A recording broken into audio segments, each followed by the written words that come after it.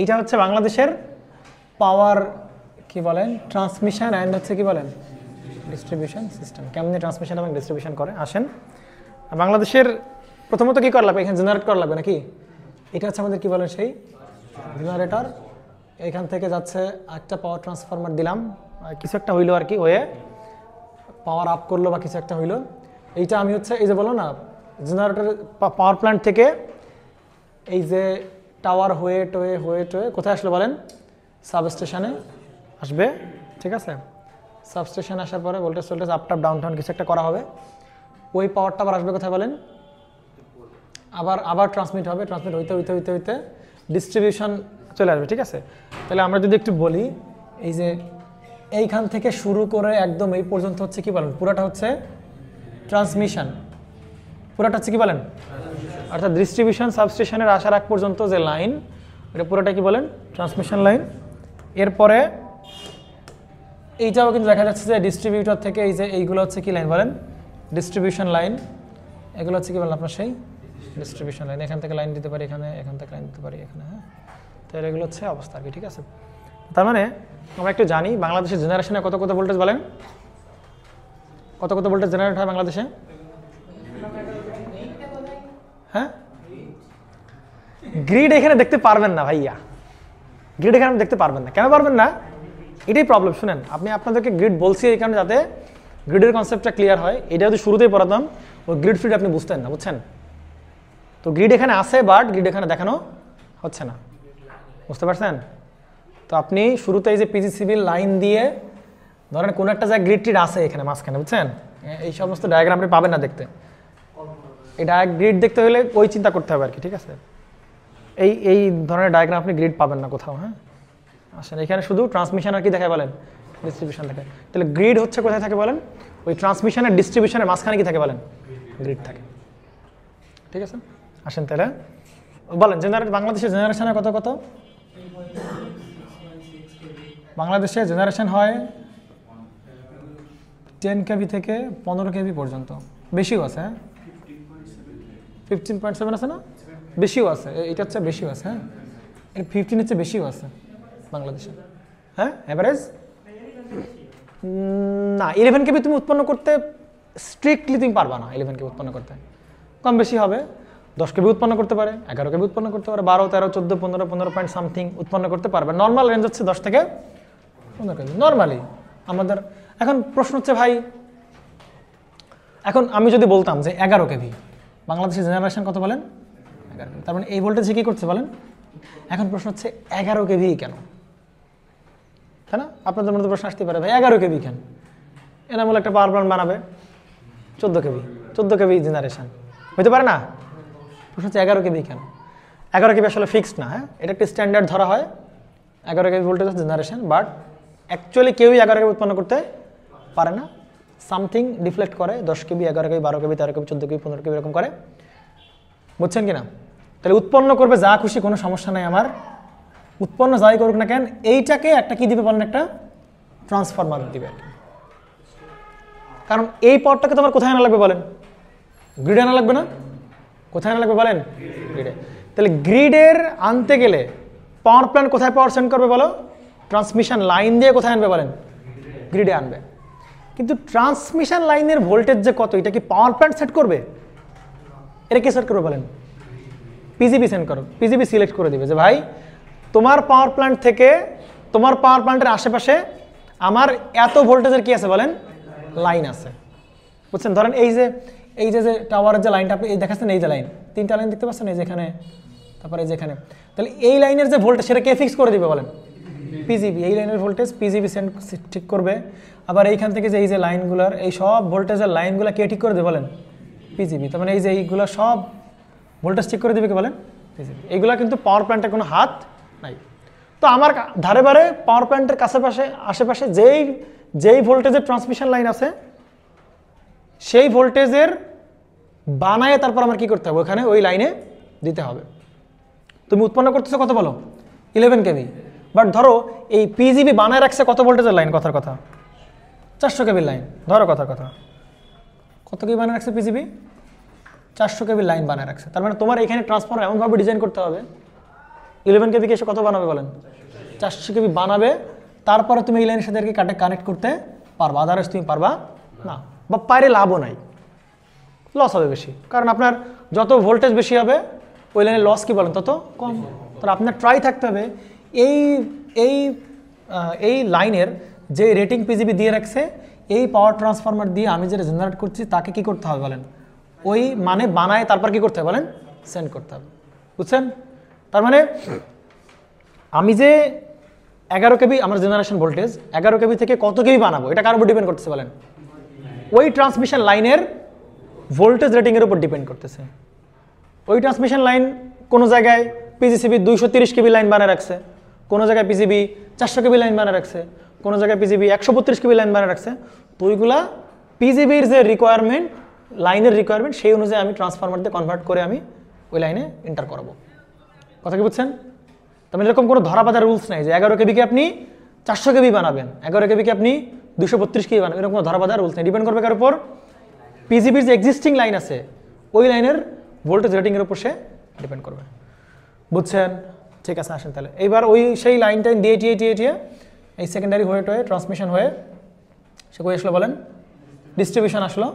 ডিস্ট্রিবিউশনের এখন এই যে লাইনগুলো, এই লাইনগুলো কে বানিয়ে রাখছে বলেন? ডিস্ট্রিবিউটর বানিয়ে রাখছে এগুলো, তাই কি না? এগুলো তো ট্রান্সমিশন লাইন না বলেন? ট্রান্সমিশন লাইন তো ওইখান থেকে কি পর্যন্ত বলেন? গ্রিড পর্যন্ত, এবং গ্রিড থেকে কি পর্যন্ত বলেন? ডিস্ট্রিবিউটর পর্যন্ত। ডিস্ট্রিবিউটরের কাছে আসার পরে ডিস্ট্রিবিউটর যে লাইনগুলো বানিয়ে রাখছে, ডিস্ট্রিবিউটরের যে সামর্থ্য, ডিস্ট্রিবিউটরের যে পরিমাণ টাকা আছে সেই পরিমাণ টাকা দিয়ে তো ওই লাইন বানাবে। তো ডিস্ট্রিবিউটরের যে লাইন আছে ওই ভোল্টেজগুলোকে ডিস্ট্রিবিউটরের পার্টিকুলার ওই লাইনের ভোল্টেজকে ডিস্ট্রিবিউটরের ভোল্টেজে কনভার্ট করে ডিস্ট্রিবিউটর সে কী করবে বলেন? সবগুলোকে সেন্ড করবে। কথা কি বুঝছেন? ক্লিয়ার কিনা? এখন হ্যাঁ বলেন।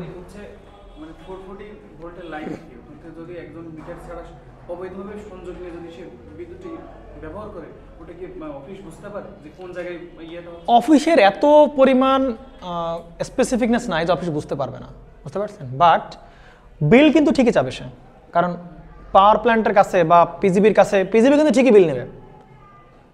পিজিবি কিন্তু বিল ঠিকই নেবে। যে ধরেন এখান থেকে কেউ টাওয়ার ছাড়া কি করতেছে বলেন? র্যাকেটের ব্যাডমিন্টন তারের কোটা বাঁধায় খেলতেছে আর কি, ঠিক আছে? একটা তার কোটা বাঁধায় দিছে, এই যে পাওয়ার নিয়ে সে খেলাধুলা করতেছে। এইটা বোঝার মতো, ধরার মতো কোনো লাইন অপশান নাই। কারণ কি আমি তোমার বলি, পিজিবির যে লাইনগুলো আছে সেই লাইন দিয়ে কিন্তু এই গ্রাহক যে পাওয়ার নিবে সেই পাওয়ারও আসবে, আবার এই যে চোরাই যে পাওয়ার সেই পাওয়ারটা কিন্তু পিজিবির ওই লাইন দিয়ে আসবে। পিজিবি কিন্তু দুইটার জন্য কী করবে বলেন? চার্জ করবে। কিন্তু এই পাওয়ার হিসাব নাই কার কাছে বলেন? ডিস্ট্রিবিউটরের কাছে এই পাওয়ারের কোনো কি নেই বলেন? হিসাব নাই। ডিস্ট্রিবিউটর কাছে ডিস্ট্রিবিউটর ইনকামিং সাইডে আসে, কিন্তু ডিস্ট্রিবিউটর যখন গ্রাহককে দিয়ে দেবে তখন ওই ডিস্ট্রিবিউটর ইনকামিং এনার্জি আর গ্রাহকের যে ইউজ করছে না ওই দুটো এনার্জি তখন কী করবে বলেন? ম্যাচ করবে না। তখন গ্রাহক তো আসলে খুঁজে বের করার উপায় নাই, মানে ডিস্ট্রিবিউটর তো খুঁজে বের করার উপায় নাই। তখন ডিস্ট্রিবিউটর মনে করবে কি বলেন? লস হয়েছে, আমার থেকে নিবে, আর গ্রাহক কইতে নেবে। হ্যাঁ কি বিল টিল কে দিবে বলেন? হ্যার বিল জনগণের সবাই দেবে। ওই যে ভর্তুকি, কিসের লাভ?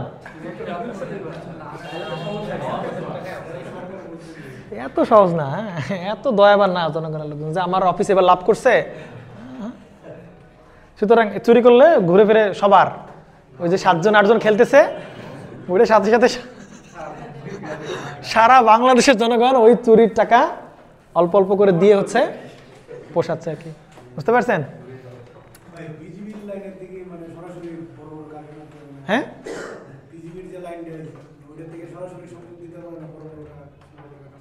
ওটা তো উড়ে যাবে, তাই লাইট টাইট যা সব উড়ে চলে যাবে, বুঝছেন?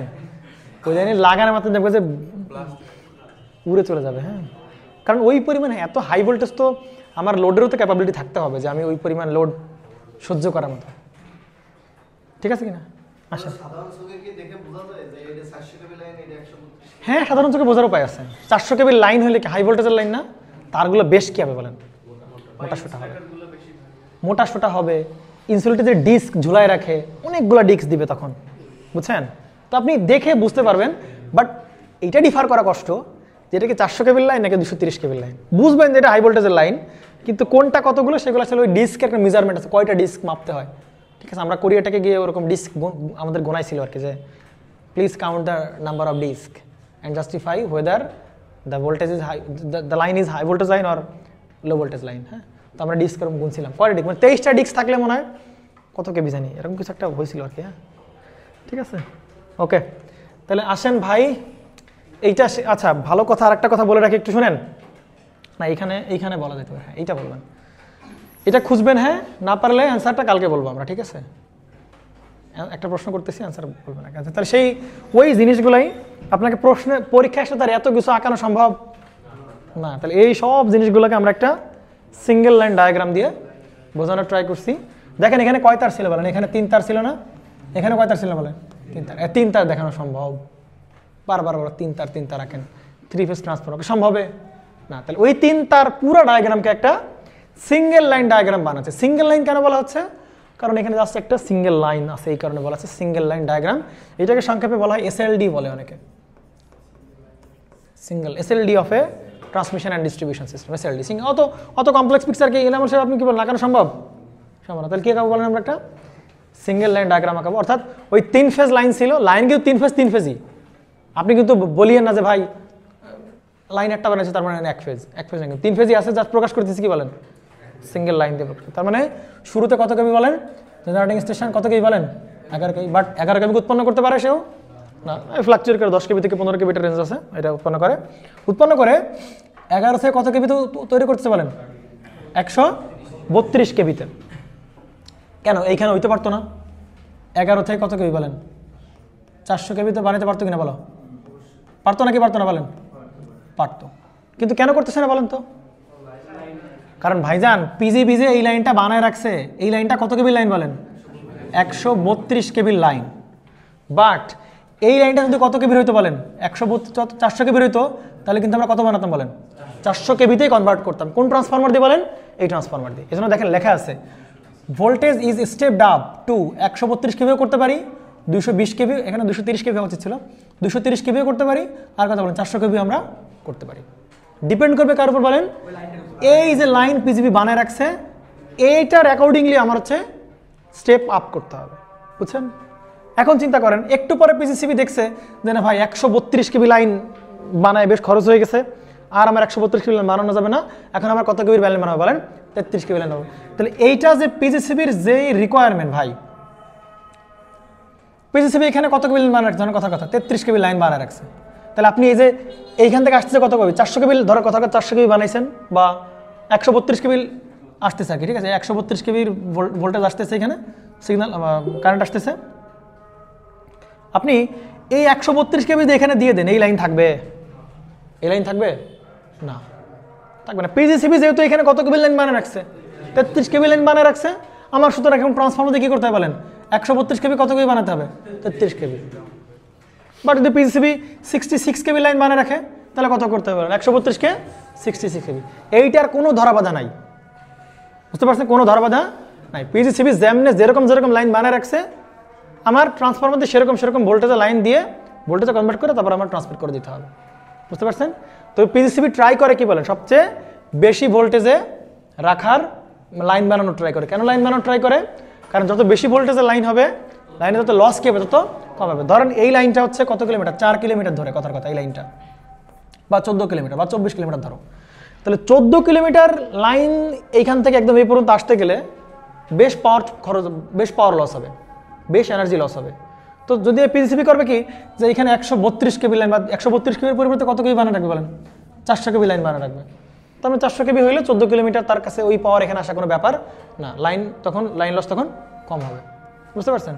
আবার যখন দেখবেন এখানে অল্প ডিস্টেন্স, ধরেন কথার কথা 1 কিলোমিটার ডিস্টেন্স বা 2 কিলোমিটার ডিস্টেন্স, কথার কথা, তখন পিজিসিবি কি করবে, এখানে হাই ভোল্টেজের লাইন দরকার আছে, দরকার নেই, যেখানে কম ভোল্টেজের লাইন দাও, কত কেবি বানাবো বলো, 63 কেবি, তখন সে অল্প ভোল্টেজে ট্রান্সফার করে দিবে।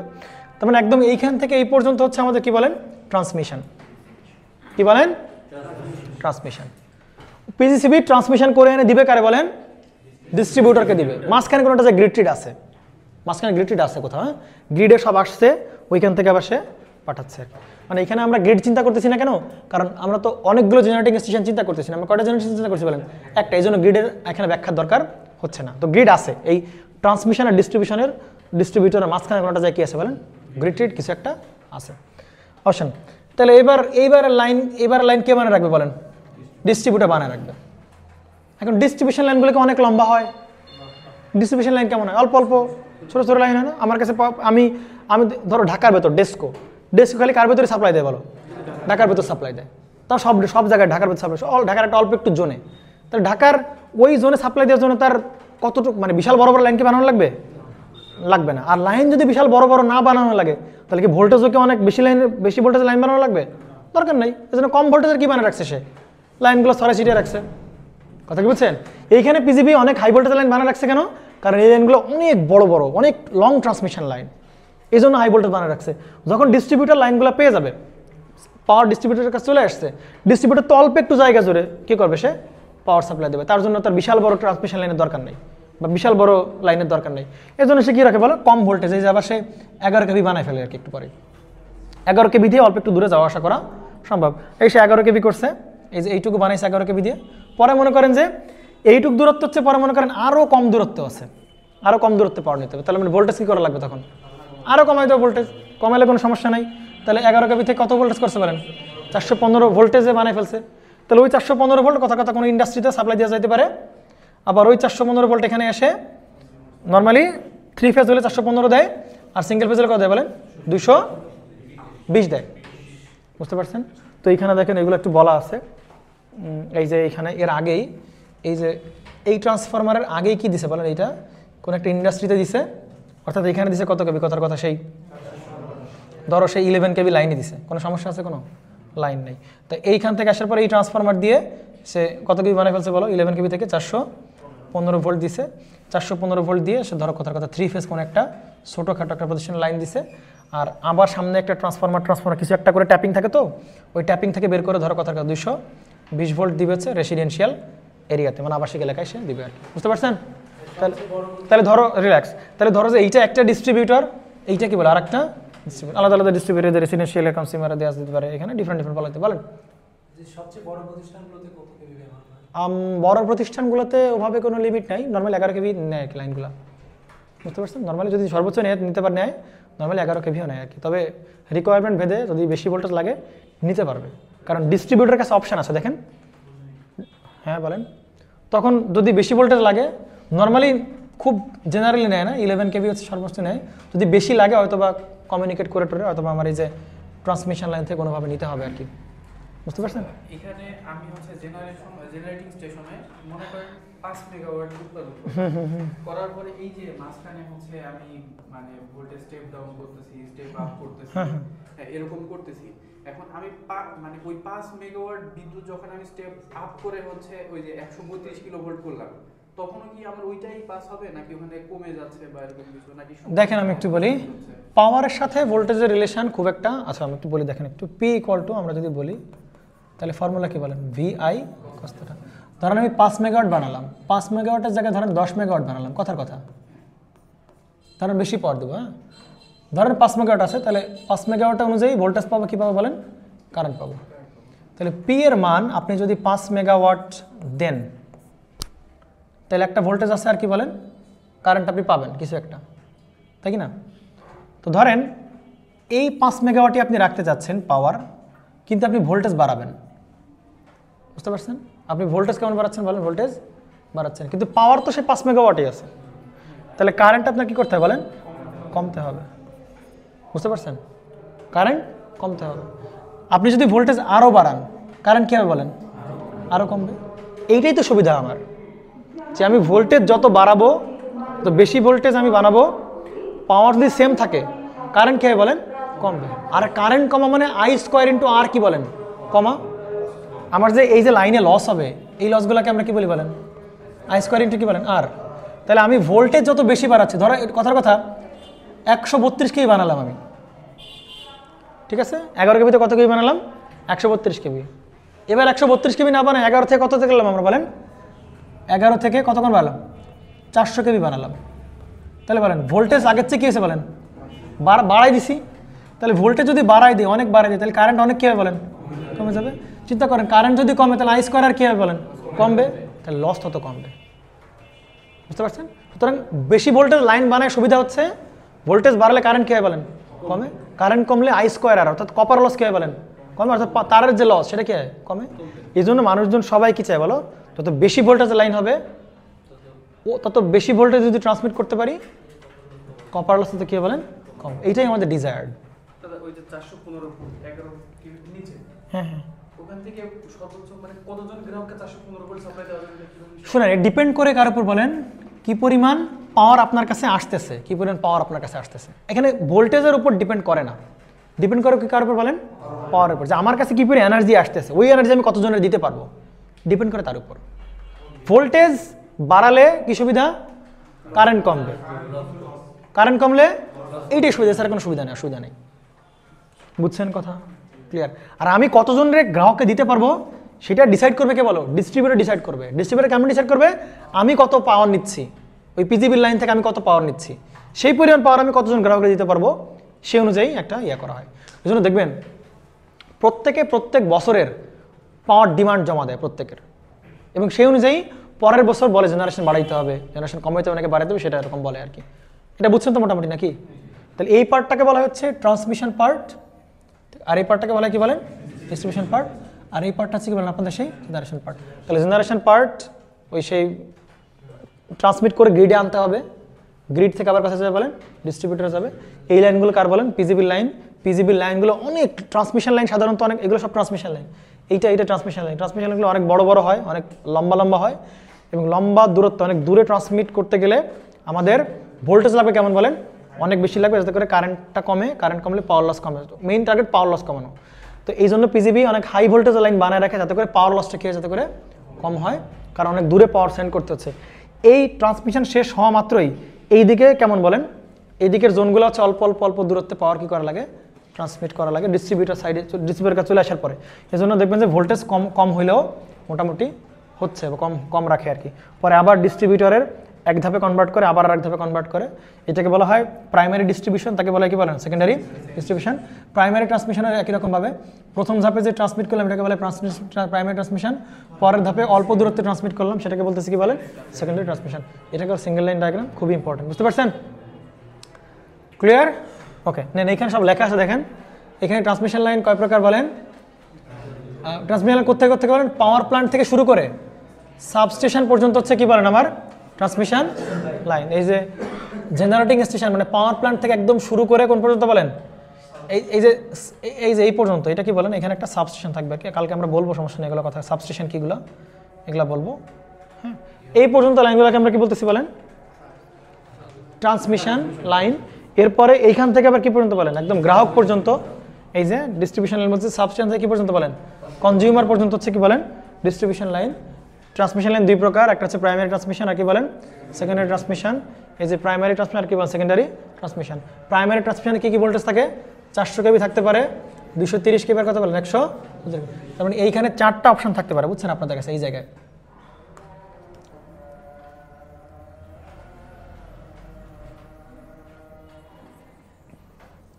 একটু দাঁড়ান, মাথা কি ঢুকতেছে না, স্যাচুরেট হয়ে গেছে নাকি, ছেড়ে দিব? হ্যাঁ, তাহলে এই জায়গায় হচ্ছে, এই জায়গায় থাকবে দেখেন 400 কেভি আছে, 230 কেভি থাকার কথা, এখানে ভুল লিখছে, আর 132। তার মানে এই লাইনটা হচ্ছে কি বলো সেই প্রাইমারি ট্রান্সমিশন লাইন। এখানে এই ভোল্টেজগুলো থাকবে, আর সেকেন্ডারি থাকবে 66 আর কত বলে 33। তাহলে এই যে এইগুলো থাকবে 66 এবং কত বলেন 33, ঠিক আছে। আর প্রাইমারি ডিস্ট্রিবিউশন লাইন থাকবে হচ্ছে কত বলেন 11 থাকতে পারে, 6.6 থাকতে পারে, 3.3 থাকতে পারে। তাহলে যে এই জোনটা হচ্ছে তোমার সেই প্রাইমারি ট্রান্সমিশন, এখানে থাকতে পারে কি বলো 11 থাকতে পারে, আর কি থাকতে পারে বলেন 6.6 কেবি থাকতে পারে, কত বলে 3.3 কেবি লাইনও থাকতে পারে, বুঝতে পারছেন? এরপরে গিয়ে এখানে যেটা থাকবে, এখানে থাকবে কত বলেন, এখানে থাকতে পারে 400 ভোল্ট থাকতে পারে, আর কত বলো 230 ভোল্টও থাকতে পারে আর কি।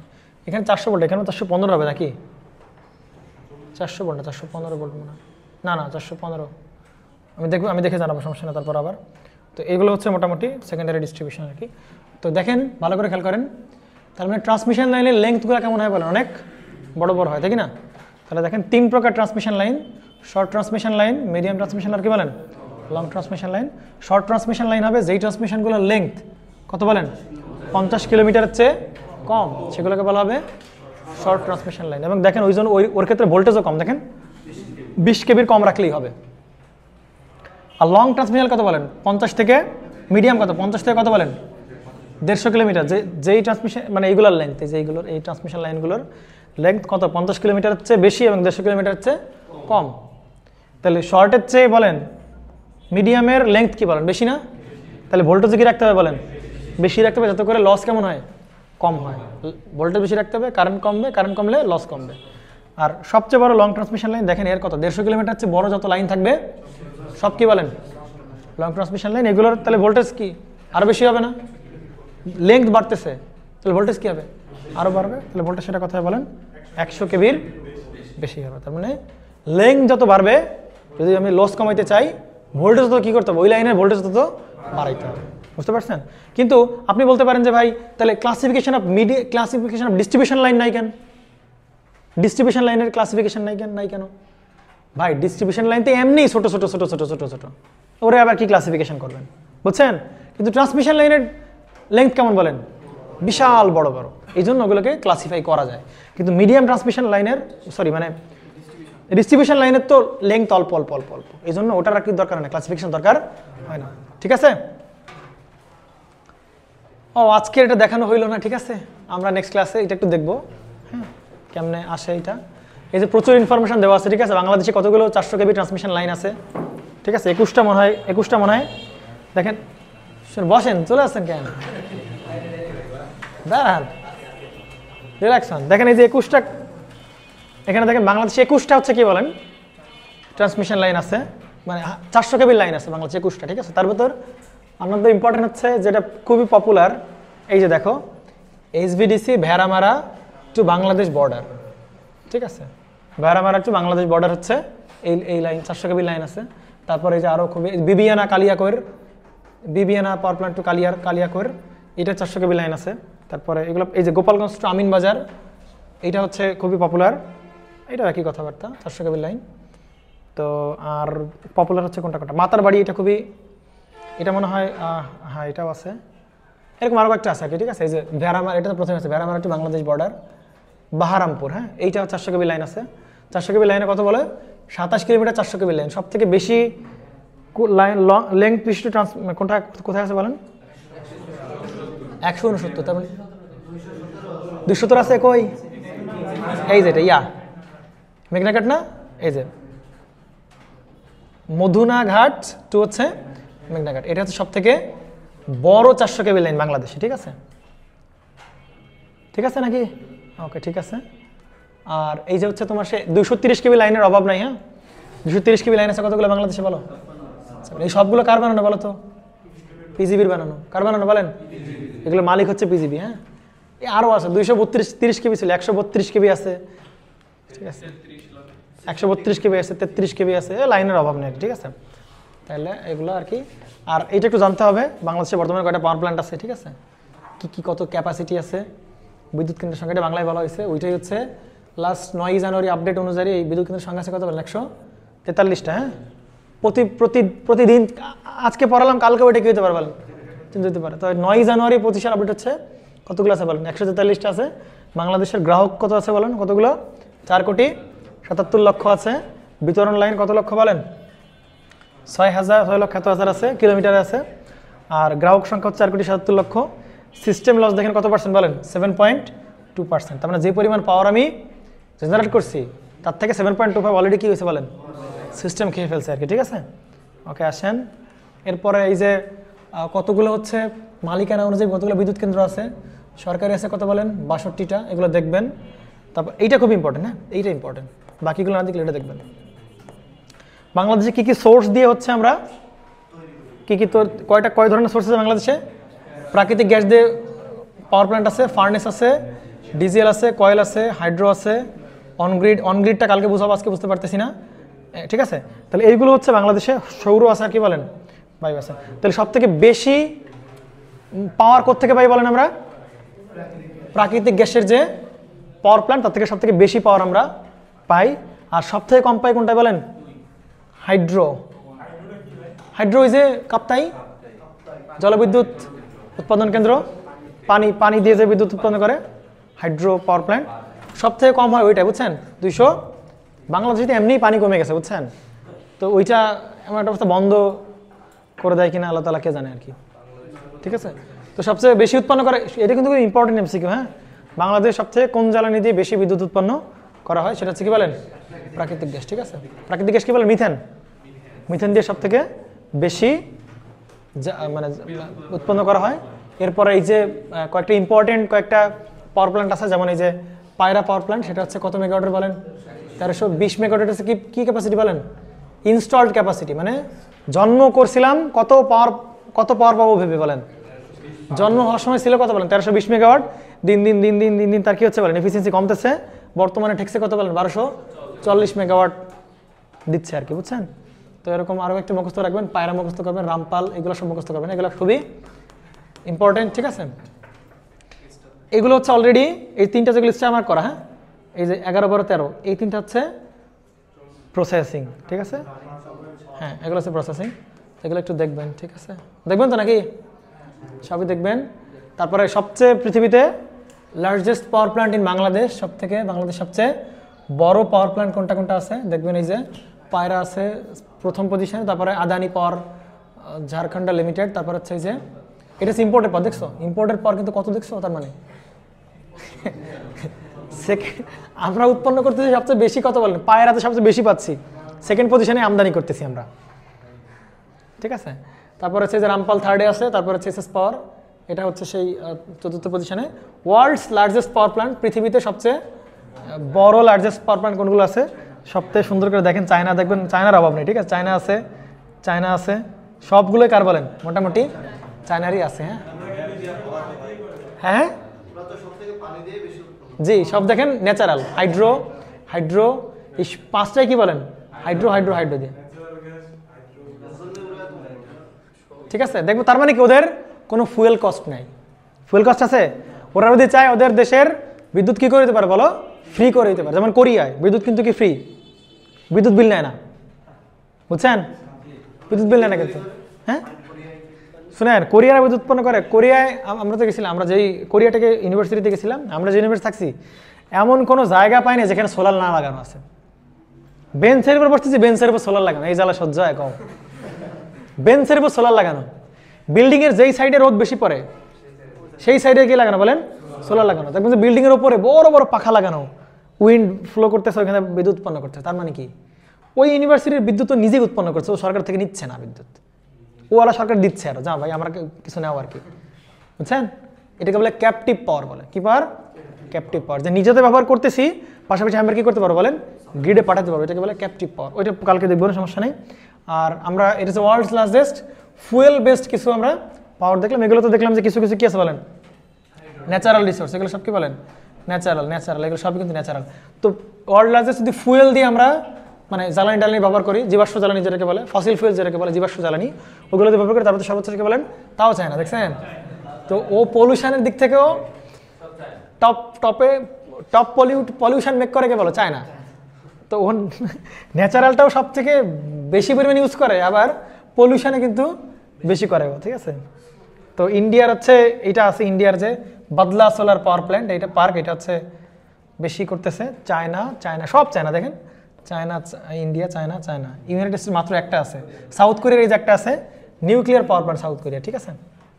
তো তার মানে এই হচ্ছে আপনাদের অবস্থা, ঠিক আছে? এগুলো দেখবেন, মুখস্থ করবেন, এগুলো সব ইম্পর্টেন্ট কিন্তু, সব মুখস্থ করবেন, বুঝছেন? আর মাস্টার প্ল্যান আছে 2016-তে, হ্যাঁ হ্যাঁ। তুমি কোথায় আছো? তুমি এতক্ষণ কাজে পড়ালাম, হ্যাঁ? এইগুলো লাগবে না। এটা কার জন্য পড়ালাম? তোমাদের জন্য পড়ালাম। এইটা তোমাদের জন্য, এটা তোমাদের জন্য, এইটা এগুলো না পড়লে হবে। এগুলো তো মুখস্থ সম্ভব হবে, মুখস্থ করা দেখে রাখবা আর কি।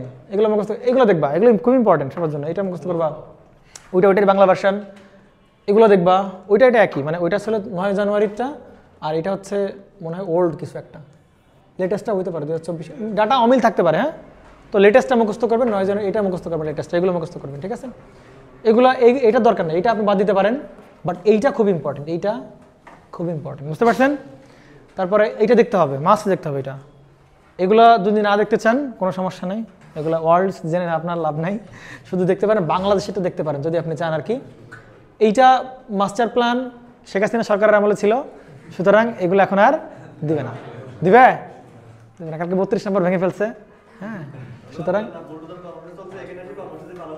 সুতরাং এগুলো হচ্ছে আপনার আসবে না, ঠিক আছে। এটা হচ্ছে power system master plan 2016 Sheikh হাসিনার আমলে হয়েছিল, এগুলো দেওয়ার সম্ভাবনা নাই, সুতরাং এটা আপনি নাও পড়তে পারেন। ঠিক আছে, তাহলে মোটামুটি শেষ হইলো। আরও অনেক কিছু জানার আছে, কালকে নেক্সট ক্লাস দেবো, ক্যাপটিভ পাওয়ার জানতে হবে, আরও অনেক কিছু জানতে হবে। দেন আমরা ডিরেক্ট চলে যাবো হচ্ছে সুইচ গিয়ারে। কই যাবে বলেন? অ্যাডমিশনে কি সুইচ গিয়ার আছে? কোথায় আছেন আপনি? অবশ্যই আছে। ইন্ট্রোডাকশন টু সুইচ গিয়ার দেখবেন, load factor demand factor math করতে হবে। জি ঠিক আছে, তাহলে আজকে পর্যন্তই। হ্যাঁ, কালকে ক্লাস চেষ্টা করব।